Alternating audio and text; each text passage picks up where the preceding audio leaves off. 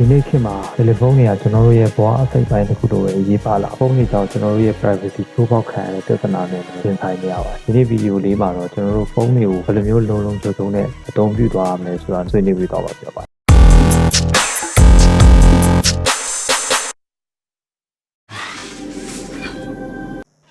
ပထမဆုံးလုံဆောင်ဖို့လိုအပ်တာတော့ကျွန်တော်တို့ရဲ့ Android ဖုန်းတွေကို software update ပုံမှန်လုပ်ပေးသွားဖို့ဖြစ်ပါတယ် update လုပ်ခြင်းအပြင် Android က security ဘိုင်းဆိုင်ရာတွေကိုအဆင့်မြင့်တဲ့နောက်မှာဖြစ်တဲ့အတွက်ကျွန်တော်တို့အနေနဲ့ပို့ပြီးတော့မှလုံခြုံမှုရှိပြီးပါဖြစ်ပါတယ်အဲ့တော့ကျွန်တော်တို့ဘယ်လိုလုပ်မလဲဆိုတော့ပထမဆုံး setting ကိုအရင်သွားပါမယ်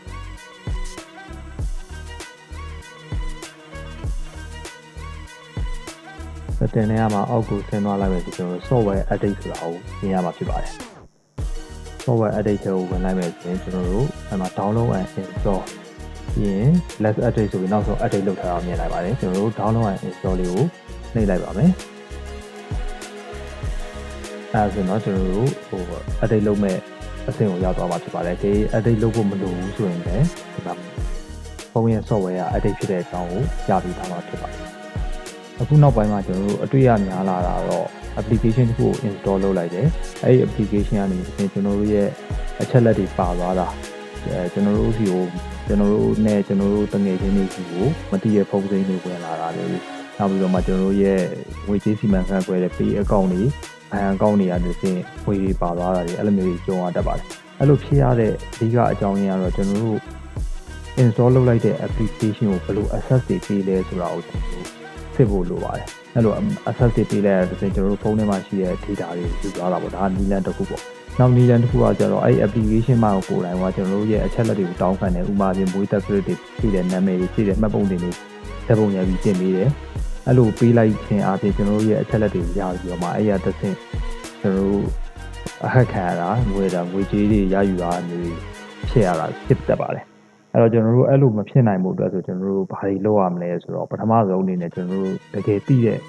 application တွေယုံကြည်ရတဲ့ application တွေကိုပဲကျွန်တော် install လုပ်ဖို့လိုပါတယ်အဲ့တော့ application ကို install လုပ်မယ်ဆိုရင်ဒီ application ရဲ့နောက်ခံ background ကဘယ်လိုရှိလဲသူ့ကိုပြည်ထောင်တဲ့ company ကဘာတွေလဲယုံကြည်ရရဲ့လားကျွန်တော်တို့ပေးလိုက်ရတဲ့အချက်လက်တွေကသူတို့အတွက်တကယ်ရောလိုအပ်ရဲ့လားဆိုတာကိုကျွန်တော်တို့စစ်ဖို့လိုပါတယ်အဲ့လိုမှမဟုတ်ဘူးဆိုရင်တွေ့ကြရ application ကို install လုပ်ပြီးတော့မှ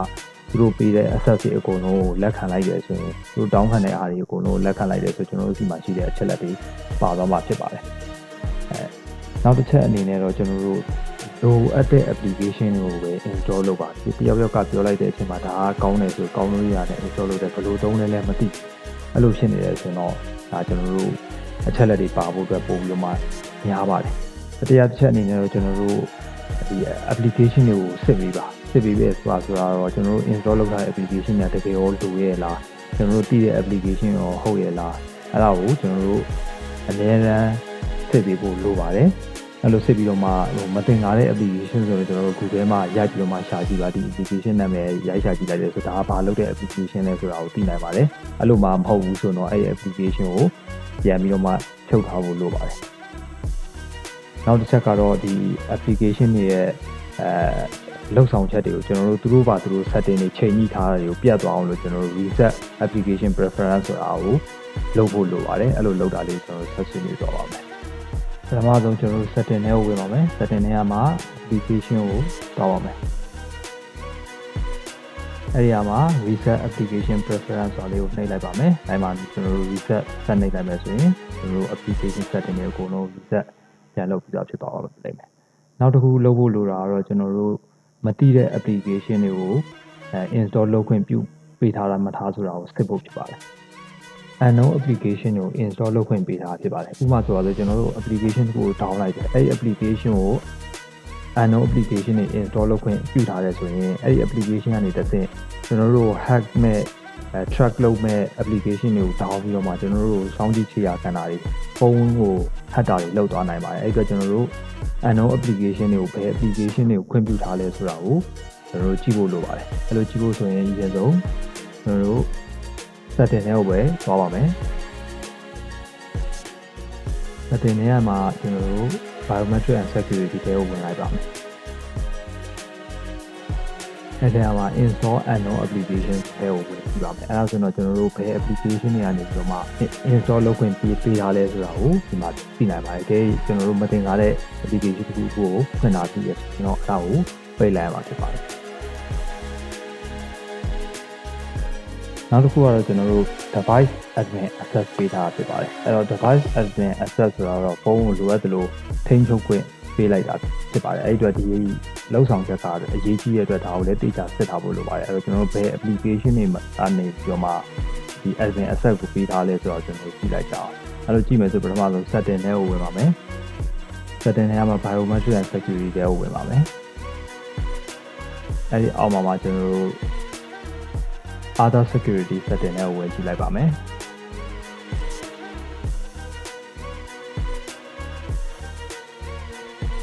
အဲ့မှာ device admin application နဲ့ဝင်ကြည့်လိုက်မယ်ဆိုကျွန်တော်တို့ဘယ် application တွေကိုဖွင့်ပေးထားလဲဆိုတော့တွေ့ရမှာဖြစ်ပါတယ်နောက်တစ်ခုကတော့ကျွန်တော်တို့ account ရဲ့ password တွေကိုသိနေဆိုတော့မှအလွယ်တကူဝင်လို့မရအောင်လို့ two step verification ခံထားတဲ့ဟာလေးလုပ်ထားဖို့လိုပါတယ်အဲ့လိုလုပ်ဖို့ဆိုရင်ကျွန်တော်တို့ပထမဆုံး setting ထဲကိုသွားပါမယ် setting ထဲမှာကျွန်တော်တို့ Google ကိုဝင်ပါမယ် Google မှာ manage your Google account ဆိုတာကိုဝင်ကြည့်ပါမယ်အဲ့ဒီမှာ security ကိုသွားပါမယ် security ထဲမှာကျွန်တော်တို့ two step verification ဆိုတာလေးမ on ရသေးရင် on ထားဖို့လိုပါတယ်နောက်ထပ်သတိထားမယ့်အချက်ကတော့ကျွန်တော်တို့ဖုန်းကိုလုံးဝ root မလုပ်ဖို့ပါပဲ jailbreak လုပ်တယ်လို့လည်းခေါ်ပါတယ်အဲ့လိုလုပ်ချင်အားဖြင့်ကျွန်တော်တို့ဖုန်းကိုလိုအပ်တဲ့တွင်းချင်တဲ့ application တွေတွင်းလို့ရတယ်ကျွန်တော်တို့လုပ်ချင်တဲ့ setting တွေချိန်လို့ရတယ်အဲ့လိုအားသာချက်တွေရှိပေမဲ့လည်းတကယ်တော့ root လုပ်တယ်ဆိုတာဒါကျွန်တော်တို့ security ချိုးဖောက်လိုက်တာပဲဖြစ်ပါတယ်အဲ့အတွက်အလွယ်တကူ hack ခံရနိုင်ခြေပိုများပါတယ်ဒီအတွက်မလိုအပ်ဘဲနဲ့ root ကိုမလုပ်ကြဘူးဒါအတိပေးချင်ပါတယ်နောက်တစ်ခုကတော့ကျွန်တော်တို့မတိတဲ့ link တွေကိုရှောက်မကလစ်ဖို့ပေါ့နော်တွေ့ကြရ link ကိုဘယ်ကိုခေါ်ပါမှမသိတဲ့ link တွေရှောက်ကလစ်ချင်ရပြင်လည်းဒါhack ခံနိုင်ကြများပါတယ်အဲကြောင့် link တစ်ခုကိုကျွန်တော်တို့ကလစ်တော့မယ်ဆိုရင်ဒီ link ကဘယ်ကိုသွားမှာလဲသူ့ရဲ့ address ကိုသိချဖတ်ပြီးတော့မှာပဲတကယ်တည်တဲ့ဒေတာတဲ့ link မျိုးပါဒါကလစ်ဖို့သတိပေးချင်ပါတယ်အဲ့လိုနောက်ဆုံးဘယ်လိုမှလုပ်လို့မရနိုင်တဲ့အခြေအနေကိုဖုန်းကလည်း hack ခံရတယ်လို့တန်တရားရှိရဆိုတော့ကျွန်တော်တို့နောက်ဆုံးလုပ်လို့ရတော့ဒါ factory reset လုပ်မှာဖြစ်ပါတယ်အဲ့လိုလုပ်ဖို့အတွက်ဆိုရင်တော့ပထမဆုံးကျွန်တော်တို့ backup လုပ်ထားဖို့လိုပါလိမ့်မယ်ပထမဆုံးကျွန်တော်တို့ setting ထဲကိုသွားပါမယ် setting ထဲမှာကျွန်တော်တို့ Google ထဲကိုဝင်ပါမယ်အဲ့မှာ backup ကိုနှိပ်ပါမယ်ကျွန်တော်တို့ရဲ့ mail ကိုရွေးပြီးရတယ် backup now ဆိုတော့နှိပ်လိုက်တယ်ဆိုရင်တော့ backup လုပ်ပြီးဖြစ်သွားပါလိမ့်မယ်ပထမဆုံး setting ထဲကိုဝင်ပါမယ် setting ထဲမှာကျွန်တော်တို့ general management ကိုဝင်ပါမယ်အဲ့ဒီမှာ reset ကိုထပ်ပြီးတော့နှိပ်ပါမယ်အဲ့မှာကျွန်တော်တို့ battery data reset ဆိုတာနှိပ်လိုက်မယ်ဆိုရင်စက်ရုံကထုတ်တဲ့အခြေအနေတိုင်းအကုန်လုံးရှင်းထုတ်သွားမှာဖြစ်ပါတယ်လောက်ဆိုရင်တော့မိတ်ဆွေတွေကိုဆရာခံစောင့်ကြည့်တာမိတ်ဆွေတွေကိုကြီးအချက်လက်တွေရယူတာနဲ့မိတ်ဆွေတွေဖုန်းတွေကို hack ခံရတာနေကောက်ွယ်နိုင်အောင်လို့ဖုန်းတွေကိုဘယ်လိုလုံခြုံနဲ့အသုံးပြုရမလဲဆိုတဲ့အားနဲ့ပတ်သက်ပြီးတော့မှအထိုက်အတင်ဘူးရရပြီလို့ပြောကြည့်ပါတယ်ကျွန်တော်ရဲ့ channel လေးကို like subscribe လေးလုပ်ပေးပါဖို့လည်းဖိတ်ခေါ်ပါတယ်နောက်ဗီဒီယိုမှာပြန်ဆင်ကြပါ